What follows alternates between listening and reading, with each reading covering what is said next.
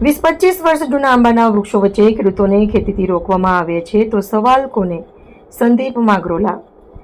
જંગલ જમીન મુદ્દે ગુજરાત પ્રદેશ કોંગ્રેસ મહામંત્રી સંદીપ માંગરોલાએ વન વિભાગની કામગીરી સામે ઉઠાવ્યા ગંભીર સવાલો. કોંગ્રેસ નેતા ગુજરાત પ્રદેશના મહામંત્રી સંદીપ માંગરોલાએ જમીનની હકીકત સામે આવી છે. ખરેખર 20-25 વર્ષથી જંગલ જમીન ખેડાણ કરી આ 10 થી 12 ગામના ખેડૂત ખેતી કરી પોતાના જીવન નિર્વાહ માટે ખેતી કરતા હતા. શું ફોરેસ્ટ વિભાગ આટલા વર્ષો સુધી ખેતી કરવામાં આવી ત્યારે ઊંઘમાં હતા કે ખેડૂતની વેદના? હમ હમારા હક માંગતે हैं, नहीं किसी से भीख માંગતે हैं. જંગલ જમીન પર વર્ષોથી ખેતી કરતા આદિવાસી ખેડૂતોને છેલ્લા 2 વર્ષથી વન વિભાગ દ્વારા ખેડાણ અને ખેતીથી અટકાવવામાં આવી રહ્યા હોવાના આક્ષેપો વચ્ચે ગુજરાત પ્રદેશ કોંગ્રેસના મહામંત્રી સંદીપ માંગરોલાએ વન વિભાગની કામગીરી સામે સવાલો ઉઠાવ્યા છે.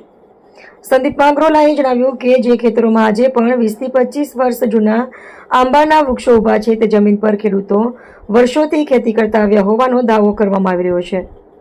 જો ખેડૂતો લાંબા સમયથી આ જમીનનો ઉપયોગ કરીને ખેતી કરતા આવ્યા હોય તો અચાનક છેલ્લા 2 વર્ષથી તેમની ખેતી કરતા અટકાવવાનું કારણ શું છે તેવો સવાલ તેમણે ઉઠાવ્યો છે. ખેડૂતોને હેરાનગતિ કેમ?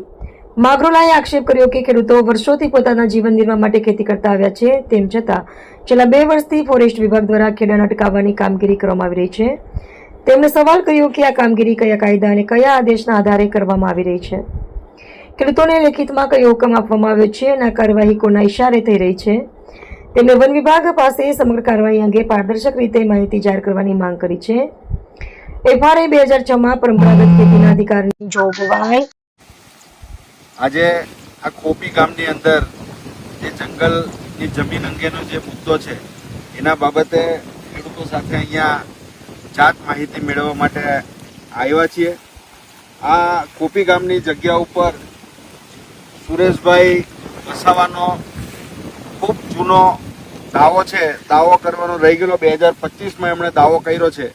પરંતુ આ જ જગ્યા ઉપર તમે જોઈ શકો છો કે આ 25 વર્ષ જૂના દેશી આંબાની કલમો છે અને દેશી આંબાની કલમો એમણે 25 વર્ષ પહેલા અહીંયા બનાવેલી હતી. બીજી પણ અહીંયા 100 થી 150 કલમો જે છે એ તમે જોઈ શકો છો કે એમણે અહીંયા એમનું વાવેતર કરેલું છે. પરંતુ આ જંગલ ખાતાના અધિકારીઓ યેન કેન પ્રકારે ખોટી રીતે આ ખેડૂતોને હેરાન કરે છે. આ એક માત્ર નમૂનો છે અને અહીંયાથી જે માહિતી મળે છે એ પ્રમાણે અહીંયાના જે સ્થાનિક ફોરેસ્ટ ડિપાર્ટમેન્ટની સાથે જે પ્રાથમિક કક્ષાએ એટલે કે વોચમેન હોય, બીટગાર્ડ હોય,